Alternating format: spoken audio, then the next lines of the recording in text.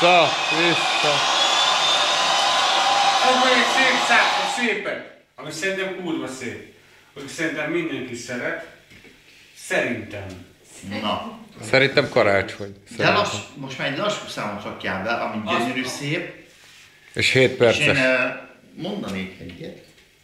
De nem mondják, én kitálok valamit. Szerintem erre gondolunk, de nem Zámbor Zsivil, mert te gondoltál. Na, mondjad. De nem Zámbor Zsivil, mert te gondoltál. Tedd már be. Oké. Lassú szám, ami szerintem a legszebb.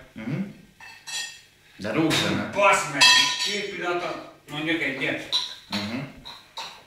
Beírjam? Több esély. Oké.